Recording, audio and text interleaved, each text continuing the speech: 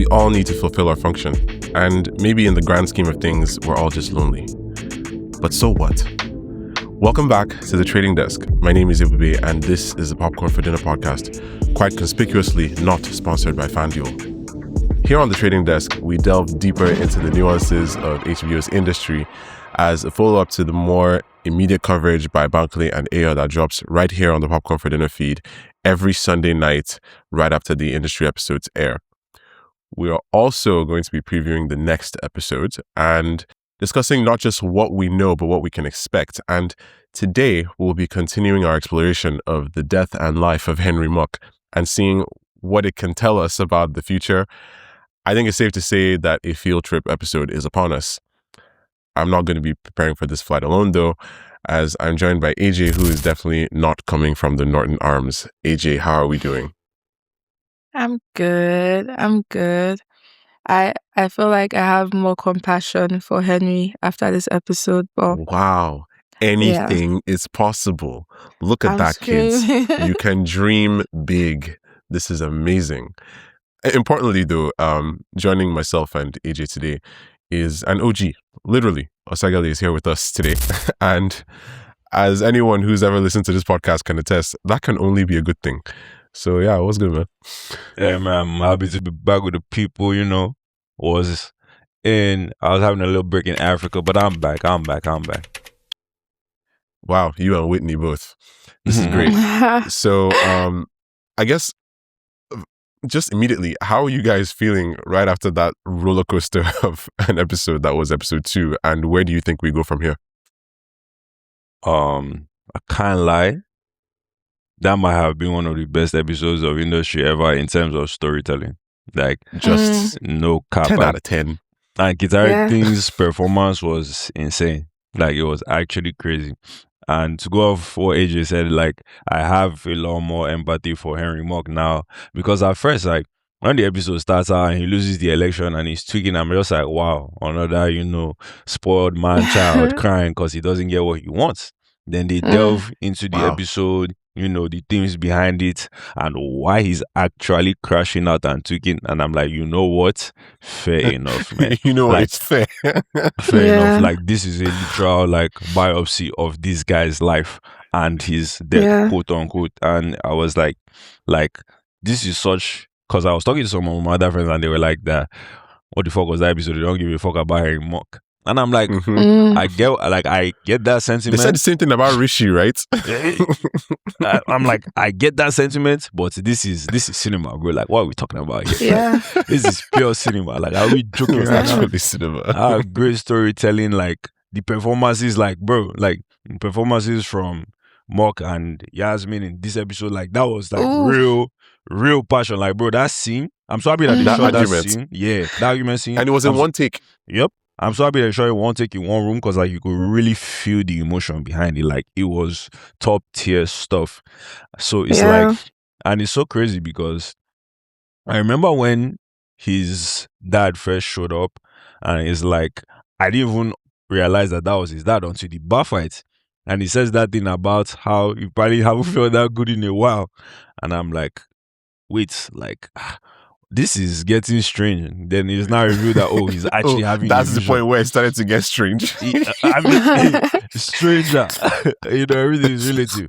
So I'm like, wow, like, oh my God. Okay, fair enough. Like, this is actually crazy. Like, this was like, it was such a good episode.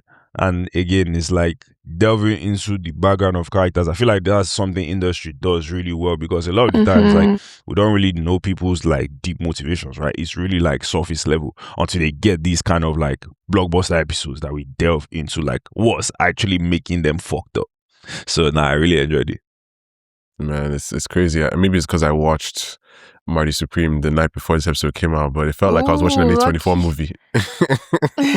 Like, this episode was just cinematic in every single way. And yeah, we really need to shout out that argument that they had because Marissa Bella was like, she was acting. Yeah. She was acting. It was crazy. The cinematography in the scene, everything was just incredible. And I guess Yasmin didn't really know the significance of giving Henry that specific watch on this specific day.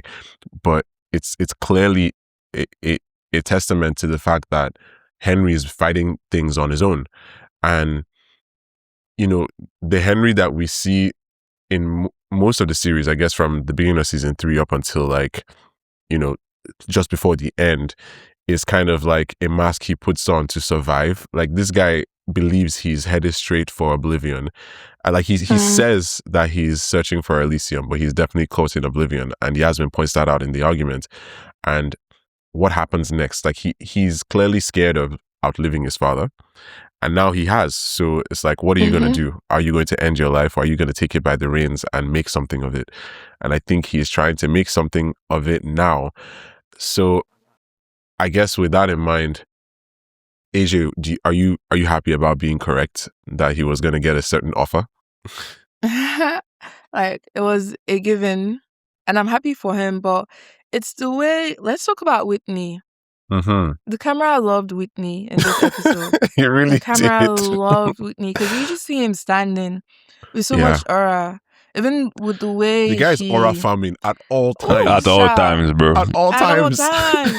The way he speaks to Henry, I feel like Henry was so I need a moved. partner. Like, I could even say Henry is in love with Whitney because Whitney moved Henry. Like, he's like, oh, I will listen to you more. In fact, like, yeah, we can continue the conversation later that night. I feel Whitney speaks in, he could sell me oxygen and I'll buy. To call it a bank Like, would be that's underselling it.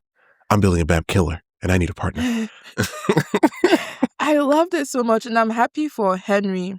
But you're saying the thing about like mental health and depression and everything is, okay, yeah, obviously he knew his... Okay, pause. Let's talk about his dad killing himself while his son is watching. That is so twisted. Yeah. And that was what led to Henry being who he is and just, how does a child recover from that? You don't. You literally don't. But I feel like there's also him as a grown man at 40 holding on to past trauma. And then, okay, yeah, you call yourself a fraud that's been touched by success because you feel like, oh, you've tried so many things, but it doesn't really work out. So now you're going to fall back into depression because my daddy killed himself when I was young and I saw him die. That's very valid, but sometimes you need to, as Yaz said, wear your big boy clothes and do something about it instead of just like wanting to fall deep into oblivion. You're a grown man. You don't have to do what your dad did just because, okay, now you're turning 40. Your dad killed himself at 40, so now I have to die too at 40. Come on now. Like, it really doesn't... I felt for him because that's really twisted and terrible, but I feel like as a 40-year-old man that has so much privilege and people rooting for him, you can try again. And the world literally spins for you. You can just try again. And I'm so glad he's trying everything again. around him is designed to keep him okay. Literally, I feel like he wouldn't have had this problem if he listened to Shay Vibes. That's just me though. Oh. Okay. Let me tell you why. In Chance, Shay Vibes said, follow who no road, but hold your teeth. Okay. Yeah. That is actually true. Oh my God. Wow. Nah, man. Like, Henry's mental health, like, it's definitely a major factor here. I think some people on the internet clearly feel that he's simply pathetic, maybe, and he fails to see that he has more control over his life that most people can ever dream of. But the truth is, some of these things he's going through are quite debilitating. And, I feel like they did that very well here narratively. Just like in season 3 with the Rishi episode, like, it shows that they can do character-focused episodes and it still serves the plot, even if it doesn't feel like the plot is moving forward. But I guess while we're talking about the plot moving forward, it looks like this show might be somewhat courting the idea of being about money again based on what's coming in episode 3, because, I mean, they're trying to buy IBM Bauer Bank. I mean, that was established in episode 1, right? But it seems they're actually in the process of figuring it out, and they go on this field trip to meet the people involved, the actual owners of the bank, the majority shareholders, which seems to be, I guess, a guy and his mom. And yeah, I love a good field trip episode, whether we're going to Argestes or we're going to the UK or whatever the case may be. Industry does that maybe even as well as Succession. And I guess everybody is involved in this one way or another. Like all the different storylines are probably going to converge in some way, even if everybody doesn't actually go on the field trip. So the person that comes to my mind, I mean, and this kind of, I got reminded of this when you mentioned Whitney, AJ, and the way Henry was looking at him. Harper was really looking at this guy too. Like there was a point where I was like, are you lost? Like, oh, she wasn't. He's talking to her and she's just like, is she even processing what he's saying? And I'm wondering now where we think the conflict for Harper will come from in episode 3. Like, is it going to be Harper and Whitney? Is it going to be Harper and Eric? Is it going to be Harper and Yasmin? Because, I mean, in episode 2, that chat between Yasmin and Harper when Yasmin is doing coke, it's like, whose benefit was that for? Like, these guys can't even talk for 60 seconds without fighting. It's so weird. Like, it's interesting. Like, I don't know if Harper needs to stand up or if it's Yasmin that needs to stand up, but I guess as far as Harper is concerned, where do we think the conflict is going to come from? I think Harper and Yaz, because in some ways Harper is doing her own thing that's going to affect what Yaz is doing. And obviously we don't know what that is, but we're going to see the foundation starting from episode 3, I hope. But going back to that conversation with Harper and Yaz, I don't think it's a situation where it's like, okay, they're arguing again or they can't speak longer than 60 seconds. It's more so, obviously, Yaz was heavily embarrassed in that dinner table. But the one person she went to after that was Harper. Yeah. So it's more so she has given up and then she wanted to like release. And Harper was the only person there to release. And Harper was like, yeah, I'm not having this with you. So what if I'm lonely? Like, so like, okay, then what? You know, I'm going to leave you because I'm above this right now. But I feel like the love is there. Like I said in the first episode, the love is still very twisted and they just need to separate. Just because you love someone doesn't mean you should be with that person. So I feel like it's going, hopefully at the end of this season, they just like, in fact, somebody should die. One of them. So, so this relationship. Damn. Wait. She's saying one of them gotta say, I hate you, nigga, let's die. Now? No, like, help me understand. They're not going to, like, it's going to be an ongoing cycle of, oh my God, you do me, I do you, I love you, but I hate you. I want to kill you, but I love you. Hold me, pick me, choose me. Hold me. Hold me is crazy. But it needs to end. It needs to end. Nah, I get you completely, You're right, but is part of what makes industry, right? The people in this show do not know how to have normal relationships. Like that is established. They just don't know how to do it. Everybody's stunted somehow. Yeah, like in one way, shape, or form. So like Harper and Yaz having these interactions, it's just a reminder that, hey, listen, these are not normal human beings. Like, they want us to know that like, these guys are crazy. And that's why these conflicts, no matter how small they start, they're going to get to be over the top, right? Even if it's not something that is like direct aggression. Because now, again, in the case of whatever Whitney is trying to do with Muck, let's say Harper is going to like bet against them and short their company or whatever like that.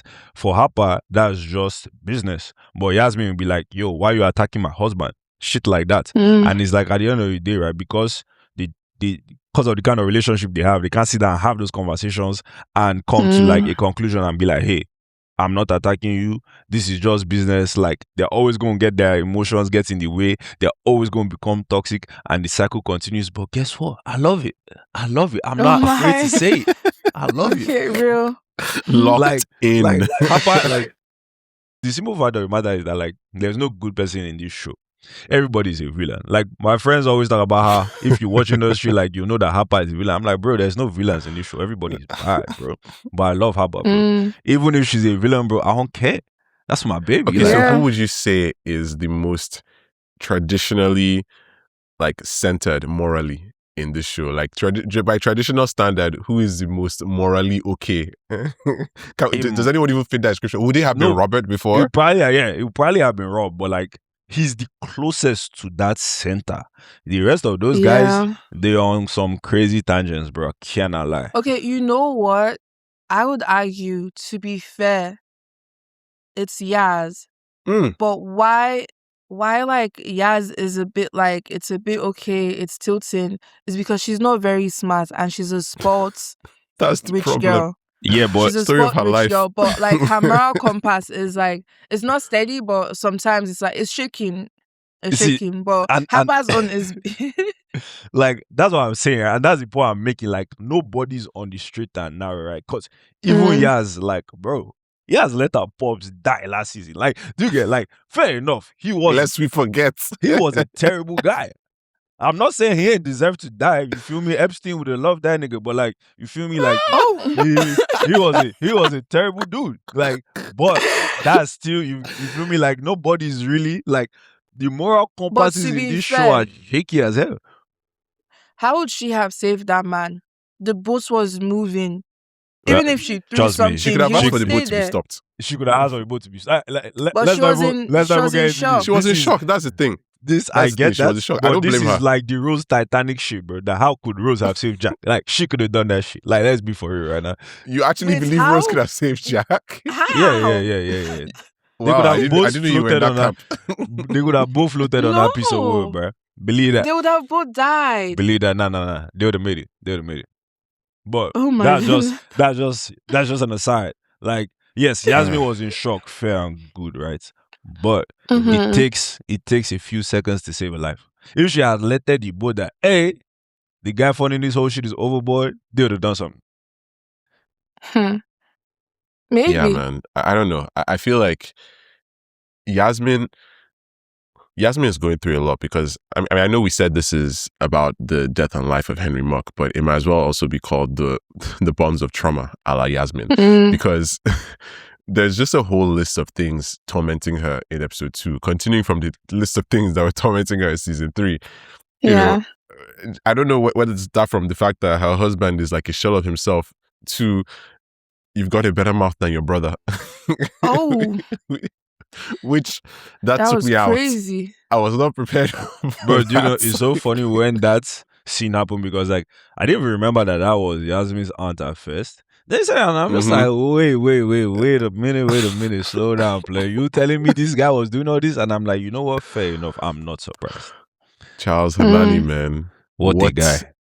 Like, it's just insane. And Like, I how guess can you be dead and you're still tormenting us? Like in this it's show, we're wild. just hearing Exactly. crazy I like how you things. said that. Not tormenting Yasmin, he's tormenting us.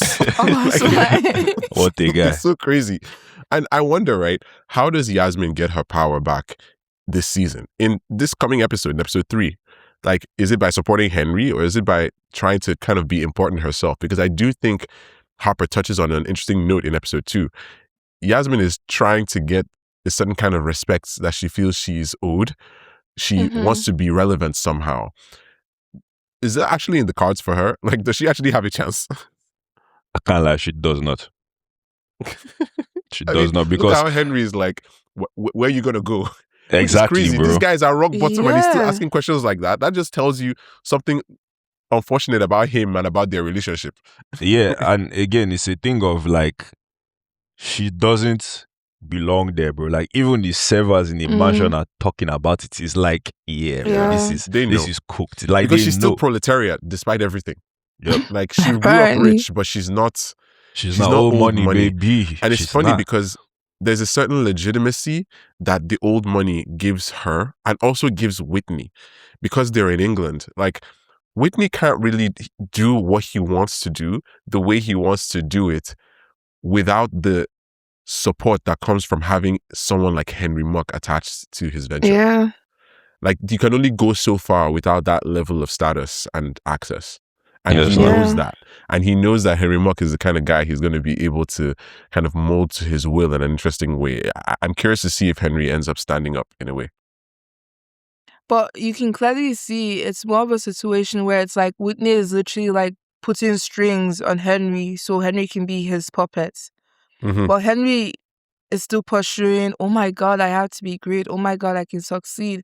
And then there's Yaz knowing it's not her name, it's not her brains.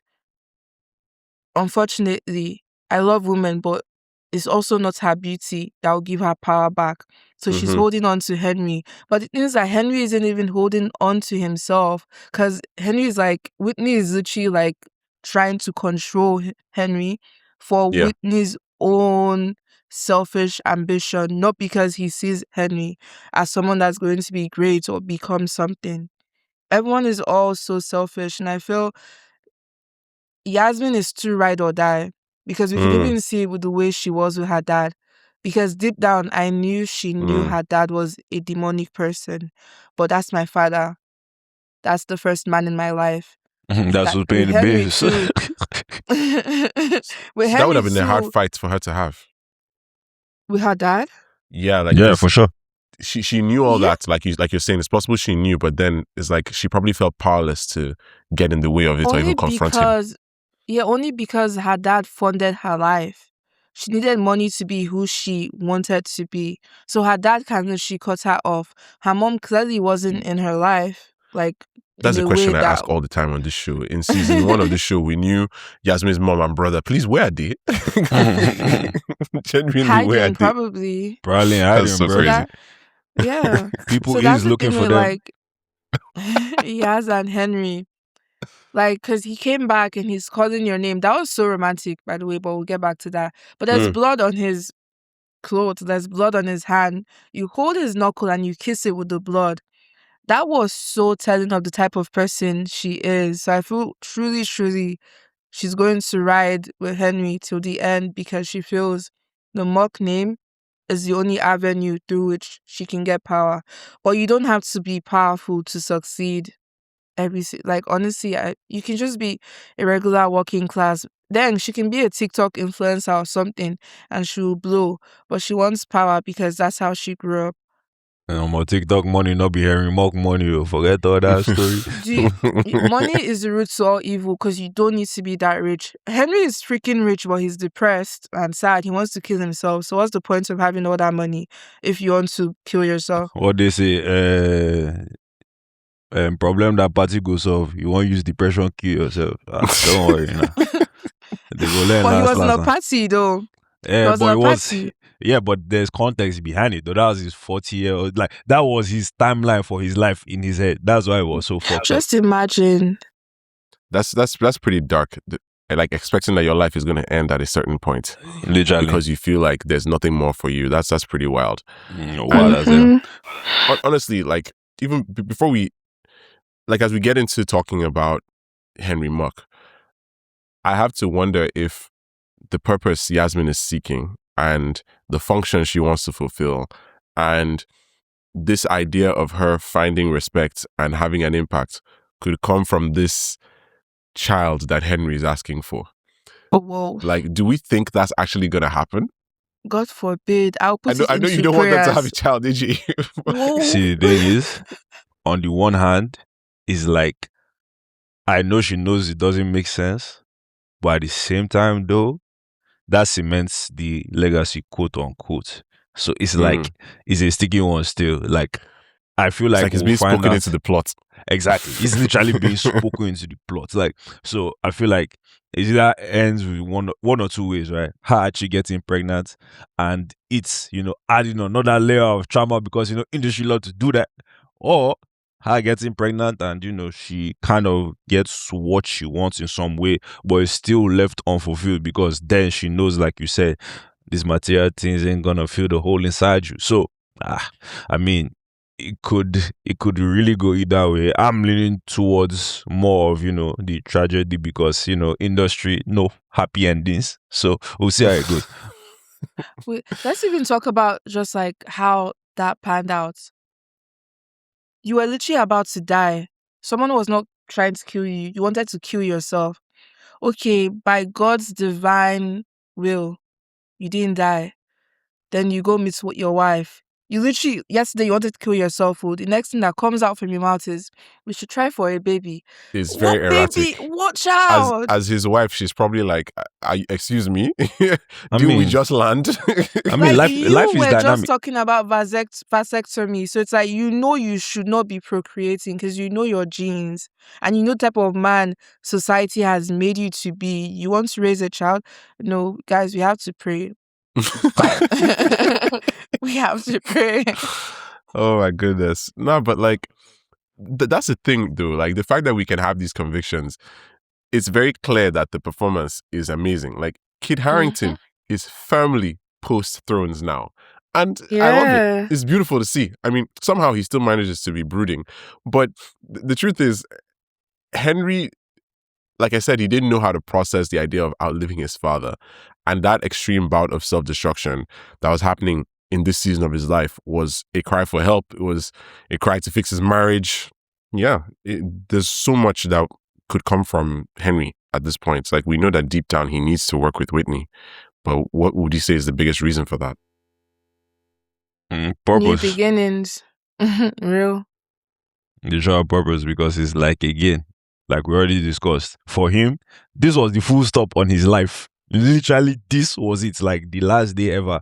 So now it's a world of possibilities, and that's why he's now doing things to give him purpose. Like, let me have a child, that way, legacy, things like that. Oh, let me build this thing with Whitney, like, let me actually do something in my life that wasn't handed to me, or let me not actually fail upwards this time. And again, it's all about perspective. Like that's what Whitney was telling me. He's like, oh, you think you are a fraud and you failed upwards, but that's just because you're not telling the right story. Like, all this is about perspective at the end of the day. And again, it's like, maybe as the season goes and Henry is doing all these things to feel alive, quote unquote, or to feel the need to be alive, he can have some other realizations to understand that, it's okay to just be a regular person. It's okay to just be a man, like, and live your life, like. But does he feel like he can fulfill his function that way? That's the good issue. one. And that's the actual problem. Like, he's too focused on fulfilling his function. And again, I feel like that also plays into parts why he puts that timeline on his life, because he's like, yeah, my dad, this was where he stopped. How can I surpass my dad? Like, I can't. It's not possible. Like, I'm not even half the man he was, blah, blah, blah. So, Yikes. yeah, it's interesting dynamics. And it's actually even sad because, like, he had like an interesting father figure in Alexander Norton, right? Yeah. And that guy, I like him. I can't. He's clearly. How do I put this? He's not too different from the likes of Mostyn, but somehow, like, I prefer him. If that makes sense. Like, he's just better. He has a heart. Yeah, like, and he clearly loves Yasmin too. He does. Like, it's like, yo, this is his kind of thing is like, okay, I'm glad that you're here to save my son's life, type of thing. So I think he stepped in, and he was already stepping in for Henry's own father. Like, he was providing for them. It's interesting how that ended up working out. I wonder what will happen in certain relationships in that household as well. Like, are we going to be seeing Molly again? Is that going to become relevant? And funny enough, like, when it turned out that the girl at the bar was Molly, I was like, oh wow, okay, so they introduced you at the beginning of this episode for a reason. Yeah, exactly. That's crazy. And oh, by the way, I have to point out, Bankole conned me because Bankole went asking everybody what they think a Henry Muck episode or a Henry Muck centric episode would be focused on, like what themes would come up. And a bunch of us gave a bunch of answers, and he did mention those answers in the immediate coverage of episode 2 that came out with Ayo earlier this week. But he didn't actually ask me about Henry Muck. He didn't say Muck centric. He said, he texted me Musk centric, and I was like, so the answers that I was giving. What did you say? I said, man.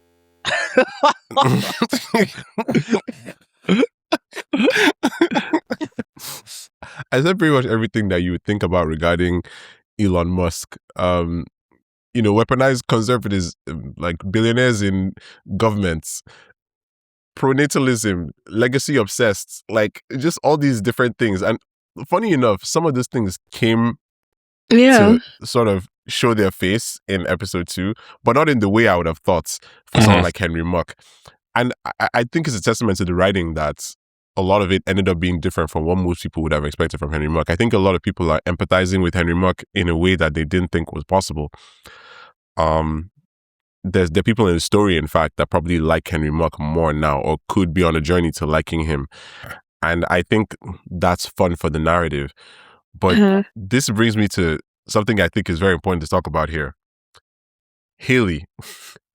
We need to talk about Haley, Whitney's assistant, because that girl, she's either heading for disaster or she's going to bring about disaster with her presence. If she keeps hanging around Yasmin. Look, man, I'm telling you, first of all, she's playing with Yasmin's emotions in episode 2. Like, Yasmin was genuinely like, oh, I'm actually not going to sleep alone. And then she's like, oh, no, I was kidding. At that point, I was just like, you're lucky they don't kick you out. She just kicked out her aunt. You think you're immune? That was actually wild. And now, I just feel like there's just going to be this weird dynamic coming between these three. Whether it's like through attraction or just use of power or like just exertion of like dominance from Yasmin's part as she tries to figure out, you know, what power she can have in the world. It's like, is Haley just going to be kind of like a tool used by them? I think it's a four-way dynamic though. Okay, because Whitney's involved, right? With Whitney, yeah. Yeah. And it complicates it more. Haley's definitely one of the wild cards for this season, so I want to see what they're going to do with her story. I feel like it's going to be a mix of everything, because like even from the preview, I was talking about, oh, do you want to kiss him, this and that. I'm just like, these freaky guys are back with this shit. So it's going to be back. So it's going to be on several layers, because it's like it's going to complicate things even more, right? Because again, Haley works for Whitney. So we don't even know if it's Whitney that sent her to do all this, or if this is of her own volition, right? So it's like it's going to be very, very interesting. There, like, is she really just there, or she a plant? Like that, and that's what I love about industry. You can never tell what's going on until everything gets revealed.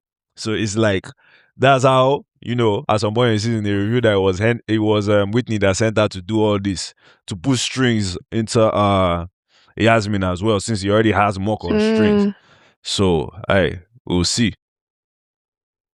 Yeah. Wow, that's actually an interesting idea, because it falls into what I think is going to be a major theme of the episode itself, like this idea of where things belong. Like this episode 3, is actually going to be titled Hauptsächlichkeiten, and that is a German word for belongings. And I think that's an interesting choice, obviously, because they're traveling to, I guess, I can't tell if it's Switzerland or Germany, somewhere where German is spoken. And they're definitely going to learn a lot about what they actually own, especially with Jim Dyker's like article, like looming over them. Like, I don't know what is it money laundering? Is this something else? Is this something to do with all the Africa trips? Like, or trips to Ghana? Like, what is going on? You know, money laundering in Africa, baby. I'm screaming. Hauptsächlichkeiten. What is interesting. I think they killed someone because Whitney, the previous assistant, right? I don't know, but Whitney has killed someone. That's just like my stance. He has killed, because I feel like Harper isn't one that's usually short of words, right? She was so cold. She was just looking like, I am speaking to a killer. Because I feel was that your read of that? Like you felt like she was cold. Like, whoa, I thought she was just trying to figure him out. No, I mean it could be, but it was more so like, wow, like what are you even saying? There's actually Even more though he to knows the you. right I things to say. believe what. Yeah, because what was he actually, bro? Like funeral home. I mean, she asked him what he was doing and like his ventures and everything. The way he answered, it wasn't like, oh my God, yeah, I did this, back in the day. The way he answered, it was as though there was layers to what he was saying. Like he was trying to say something, but not explicitly. And she read it clearly. And I don't know what conversations, if she's had any more conversations with Jim, but I feel it was more so, I have context, but there are still gaps. Based off of this conversation I'm having with this Whitney guy, I believe this guy is into like shady stuff, because it felt like she was like stiff and cold, and like, okay, cool. She was uncomfortable because that's how I would react if I'm having a conversation with a man that's freaking me out. Like, I would just be still and I would look at him, and then after I'll be like, whoa, like, okay, cool. But I But mean, then we can see. I get that, but it's like I don't feel like a lot of things can actually freak Harper out, you know, like I That's said. my point, but she was. Yeah, so again, I thought she was just like trying to read him and see what was actually going on. But that's an interesting point that you brought up, right? Because she's definitely looking into him to see what's going on. And honestly, like, I feel like if he killed somebody, she might not be that shocked because, again, like, come on, now Harper knows the kind of world she's in. So it's like, yeah. No. Harper is black.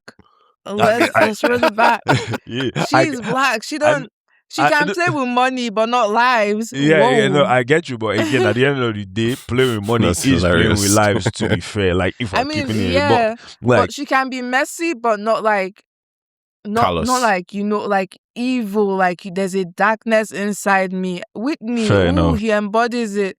That's so But interesting. Harper is like, okay, this one passed my level, though. Let me just you know. Fair But enough, Harper again, still, she's messy and she's really going to bank on that. Okay, tender, they're doing shady stuff behind the scenes. This company is going to crumble. So let's shut tender. I feel that's obviously what's going to happen. Yeah, But I don't know. I don't think it's she going to can cause a huge be rift that between evil. Harper and Yasmin again, for sure. For sure. Like For if sure. she does short them, she's going definitely going to off on shut her them own. for sure. Yeah, She's definitely going to pretty shut sure them. she'll shut them. She's definitely going to shut Oh my them. god. But the question and is, how does Yasmin's she gonna get be like, there? "Why are you attacking my husband?" And she's gonna be like, "I'm not attacking your husband." I feel like I'm Yasmin will be like, business." why are you attacking me? Exactly. Yeah, I don't know. Like this episode was like a good departure because it's like I think it's positioned well in the season too. I feel like something like this coming in like episode 5 would have been weird for the pacing. Like with doing episode 2 at the time that they did it, like putting this Henry Muck episode where it is, there's so much that's established. I feel like now we have everything we need to really understand all the madness that's going to happen in the season, like over the next 6 episodes, you know. So, I mean, even in this episode, Bankley, he kind of compared the first half of episode 2 to The Crown, and I think that's funny because Andrew Havill, who plays Alexander Norton, is also in that show. But I think the rest of it is kind of ramping up to something else, and I feel that tension rising. I feel like we're at a good baseline now because, you know, I said last week that you could kind of watch season 4, like the season 4 premiere, without having seen industry before, and you'd probably still be able to figure out what's going on. And I think, honestly, episode 2 just solidifies that. Now, if you've never watched the show before, you can literally just start in season 4, and then when you eventually go back and watch the first 3 seasons, because you would definitely want more industry, you have all that context, and it's like you see how everybody got where they are, and that's pretty cool. What do you guys think Eric's role is going to be in this episode, in episode 3? I think him and Harper are still working together, right? Well, they're about to start working together again. I think he's the one that's really going to be doing the due diligence. And figuring out what's really going, because he has the experience, and figure out what's really going on with Tender. He might even be the one that exposes their shady dealings to Harper, and he's like, okay, like, where do we go from here? Like, what's the approach?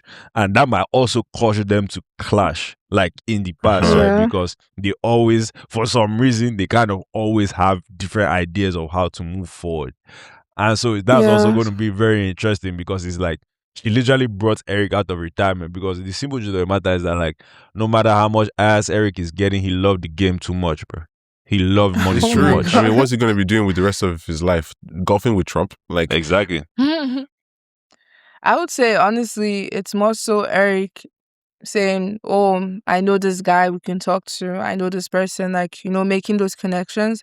Because Harper has the ideas, she has the brains, but Eric has the engagement skills, the communication skills, I would say. So he's just going to be that, okay, maybe the connections organizing the connections. and Harper is going to, okay, I can do this, I'm good at this, trust me, I'll be the one, I'll take you, as she normally does with lies. But I don't know much to say about that relationship because I don't think they're going to find out at some point, oh my God, I actually like working with you. No, that's not going to happen. You So don't it's think more this is the chaos. season where they finally get in sync It's not possible. No. and they work as partners? Never ever. Is that wishful thinking? Very wishful thinking. Oh my God, man. Wow. Okay. So I guess we now understand where everybody is. We have an idea of where everybody is going. So as we kind of round this up, my final question to you guys is, how important do you think this idea thematically of purpose versus function is going to be in the season? Like, I feel like that may be the thing they keep coming back to. Like the season, the show is exploring ideas now, not just of money, or even of relationships and friendships, but of class. And they firmly started doing that once Henry Muck was brought into the story. And now he's firmly here. Like this is not, guest star, special. What this is like, okay, this guy is here. We're probably going to see him in just about every episode from here on out. Unless something wild happens. So how pertinent do you guys think that's going to be as a theme? I mean, even if I don't know how much it will be, but it will be something that will be like, for example, purpose or function. For Eric, I'll say he feels he has a purpose to be bigger, but his function is to just be a regular guy that was, or has been. Harper, she has a purpose to be great, but she's not meant to function as someone that's, like just, okay, this 30-year-old Black girl in the UK, like managing huge funds. She's meant to be more than that. For Yaz, she feels her purpose is to be a woman of great power, but she's meant to function as a beautiful woman. A trophy and wife. That's okay. As a trophy wife. You think that's her lot in life? And after her aunt told her to stand up and then went on her own knees. And then but we see anyway. her like that's I'm telling you, she never stood a chance. That was a betrayal, by the way. Yasmin was so appalled. Yeah, she was disgusted, bro. She said this night she will leave and I'm not even getting you a taxi. After giving me that kind of speech, see what you're doing? Oh, sure. So you see. And then they not give her mint after. Oh, shit, man. Otto Mustin is a wild guy. No, he's a wild boy, bro. He's a wild boy for real, bro. He's a pig, and him too. He needs to die. But anyways, let me land with Henry. Henry's own, like Henry's story was already said from the beginning. Mm-hmm. His purpose is to be, this rich. I mean, Sir Henry, and he's going to be that. He feels he's meant to function as a depressed 40-year-old man, but no, that's not how he presents in society. I mean, if we're talking about the whole class and just like money and everything, that's not the type of story the world writes for him. So his purpose is to be Sir Henry, a name, a native. So yeah, you see, men like Henry, like they will be fine. They will be fine. Like that's the sad part. Unfortunately, he will be fine. Yeah. But I mean, same thing. Like I feel like purpose versus function is literally the whole theme of this season. Now we're going to keep coming back to it, and it's going to play into almost everybody's character arc for this season, right? Because again, everybody's in kind of different places that they were in last season, but they're now trying to figure out, okay, am I going down the purpose route or the function route? And we can even see it with like all the characters, right? From Eric to Muck to Whitney. And it started with Whitney, right? What was telling his partner at the time, he's like, yo, bro, like, cause his partner was solely like, he only cared about function. He's like, yo, no bro, ambition. like, we're doing good. He's like, bro, like, and again, it's like, it's valid, right? He's like, bro, numbers don't lie. And these numbers are never going to lie. And it's facts. Because what did he say? Jacking off is recession proof. And that's just, it's just facts. It's actually just facts. Like, Otto Mustin called it a public utility. Bro, like, people, like, bro, until the end of time, people are always going to be horny. And as long as you keep catering to them, you are going to be rich. And that's where his Yeah. guy was like, yo, bro, this is our function.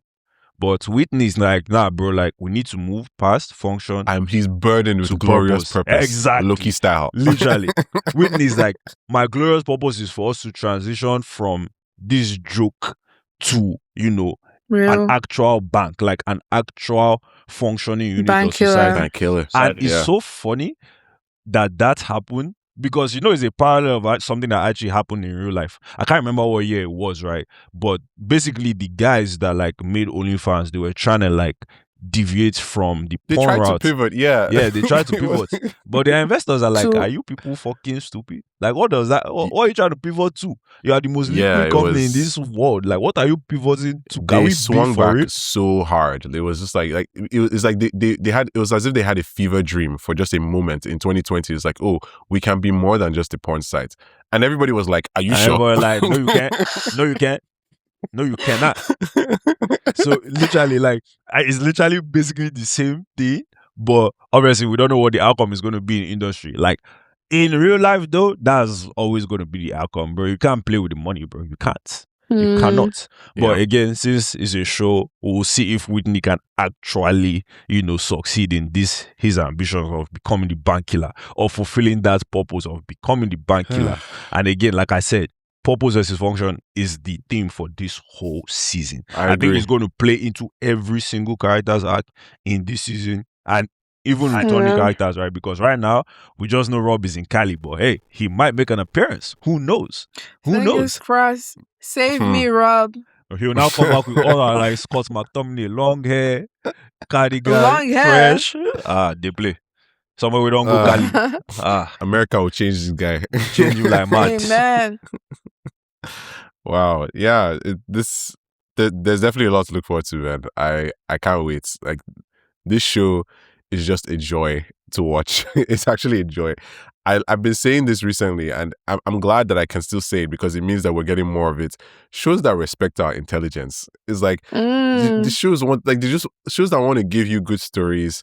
They want you to talk about them, and then you actually enjoy them, and then we get a chance to actually parse them weekly. Like, we build relationships with the characters. Not something like you make a show that's actually managed to be somewhat good and then it disappears in the weekends. Like, we don't do that here. So yeah, this is What was that? correct. That felt oddly specific. It is. Do you want to say something? It is. It's But a safe space. You feel today like is you not got the something day. to get off your chest, my boy. Today's not the day. But what I will Is it His and Has on Netflix? I see. Okay, so that show, I'm taking my time getting into it. Like, I'm not. It's Don't actually get into it, so yeah. don't get here's the into thing, a right? show that's on Netflix. For It's a anyone limited who series. watched or listened to our preview episode for what's coming in January, you will know that I'm actually the one who mentioned this show and said everybody should check it out. So the show finally started on January 9th, and I just felt, you know what? Let me see how people are feeling about this. And I'm looking forward to starting it, to be honest, but there's a part of me that's just scared. That's scared that like it will just amount to a flash in the pan, but I hope not, because there's some amazing names attached to it. The story looks actually interesting, and yeah, I'm hoping it's going to be worth it. Maybe we'll talk about it again. But a counterpoint His to and Has. that, though. I mean, a counterpoint to that, though, is one, is a limited series, right? That's one. Yeah. Two, sometimes being a flash in the pan is the purpose. Like, that's all it needs to Wow. be. That's all Okay, it. see, That's all it needs This to guy. be. I'm just I saying. would say I would watch, and okay, mind you, I'm Netflix biggest hater right now because of what they want to do to cinema. I don't watch TV shows on Netflix because His and Has, I just said this randomly, the best part of that limited TV show happened 10 minutes before it ended. So you might as well just watch the final episode and you're like, oh wow, yeah.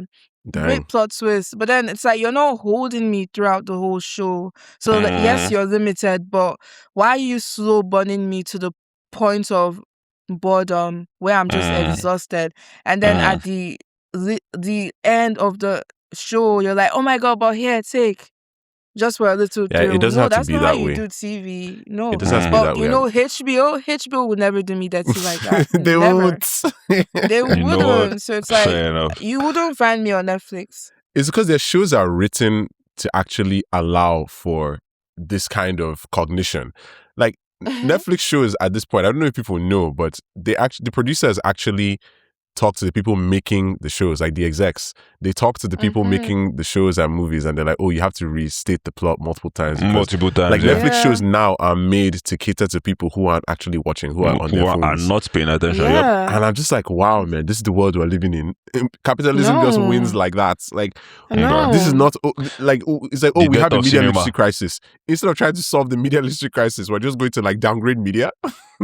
Is The death of this where we cinema. are? Nah. Nothing against Netflix, YouTube, please. So sorry. But Oh my goodness. I don't know. We'll see. Either way, I'm glad that industry is kind of carving its own legacy for itself in the media landscape, and it's something that we can look forward to, something that we can share, and something that will hopefully influence a lot of amazing things down the line. Like the show manages to reinvent itself without missing every time, and I'm happy for that. I'm grateful to you guys for your insights. Thank you so much for being here, and thank you all for listening up until this point. This has been an amazing discussion, and I think this is going to be an even more amazing episode. So definitely tune in to Industry on Sunday night, and tune into our coverage with Bankole and Ayo right after that, where they're going to have a lot of things to say, and we will be back here for the Trading Desk next week. Also check out our coverage of A Night of the Seven Kingdoms, which has also just started, and that show is definitely fun. It is a new take on everything Game of Thrones, and I guess a new perspective on the world that's in that show. So yeah, there's a lot for everyone on this feed. Thank you again so much for listening, and until next time, shiny shoes, boy. Before we close out, there's a quote I would like to read from the last episode. How so wet you could use it to poach a monkfish. Thank you, and good night, everybody. Who said good night, people? Hauptsächlich Heiten.